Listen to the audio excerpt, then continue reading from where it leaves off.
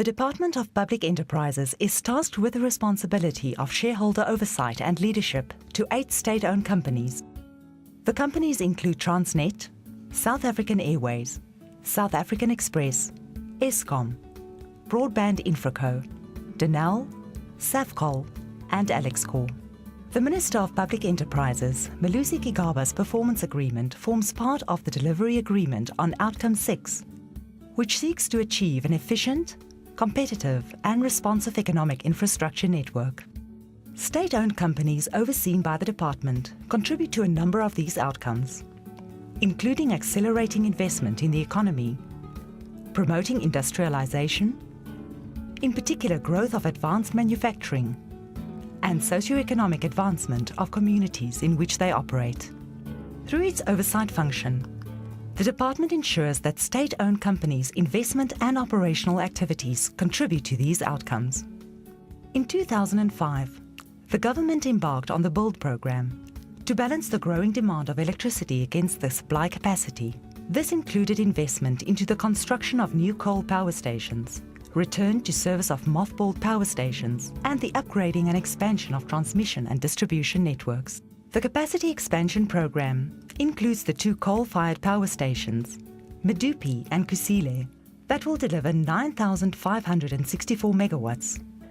Ingula Pump Storage Scheme in the Drakensberg, that will deliver 1,332 megawatts of hydroelectricity during peak demand periods, as well as the expansion and strengthening of the transmission and distribution network.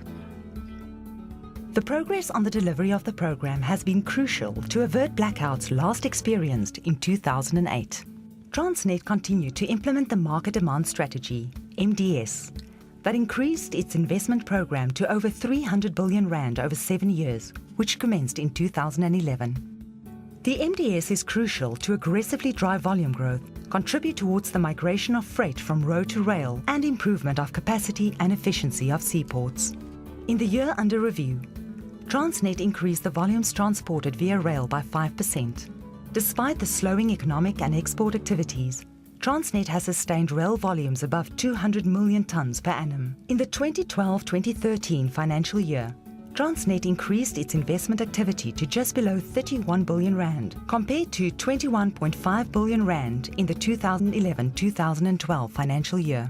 Progress has been made to move the transportation of coal from road to rail. Eskom has completed construction of the Camden and Tutuka containerized coal terminals. The department has approved the construction of the Majuba Heavy Haul Line project, and construction has commenced. In the period under review, 10.1 million tonnes of coals were transported by rail.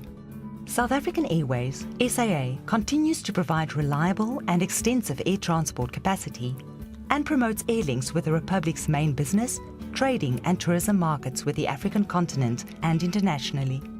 The airline has recently drafted a long-term turnaround strategy that seeks to stabilize the entity and ensure financial and operational sustainability over a long term.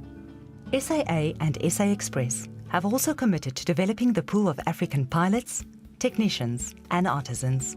Key projects for the aviation team in 2013-2014 include implementation and monitoring of the long-term turnaround strategy, LTTS, for both SAA and SA Express. Review the respective route networks in alignment with the LTTS. Review of the air transport policies to ensure there is alignment towards achieving a whole-of-state policy. In expanding access to information and communication technologies, ICT, broadband wholesale prices continue to decrease since the entry of Broadband Infraco into the market. Broadband Infraco has made progress in ensuring that it is able to provide affordable, reliable and readily available broadband connectivity, partly in order to support projects of national importance such as Square Kilometre Array Telescope, South African National Research Network and Meerkat. Significant progress has been made to improve international connectivity and reduce the cost. The department continues to engage policy development to ensure that the policy framework is supportive to the expansion of infrastructure investment to improve current access. Reindustrialisation of the economy is crucial to respond to the challenges of unemployment and accelerating growth. The infrastructure spent by state-owned companies has been leveraged to enhance capabilities of existing industries to increase local content in the Build program. Further, The department has worked with its state-owned companies to improve the participation of the previously disadvantaged in their value chains. The turnaround plan being implemented by Denel is fundamental to the development of advanced manufacturing as outlined in the Industrial Policy Action Plan, IPAP. The companies have expanded their order book, largely through development of new export markets. Impact on rural development includes the two state-owned companies whose activities are primarily in rural areas of the country, i.e. Safcol and Alexkor. Safcol operations are located in the rural regions of Mpumalanga, Limpopo and northern KwaZulu-Natal in order to identify socio-economic interventions required for upliftment of the communities. The state-owned company has concluded social compacts with all the communities surrounding its 18 plantations.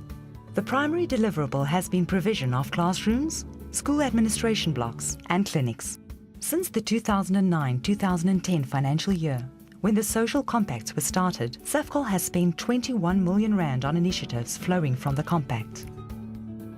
Alexkor, which is located in the Richtersveld region of Northern Cape Province, has completed the infrastructure upgrade of Alexandra Bay as part of the Deed of Settlement, DOS, obligations. The construction of road network and stormwater and wastewater treatment facilities, installation of water and electricity reticulation system, and street lighting are some of the infrastructure programs carried successfully.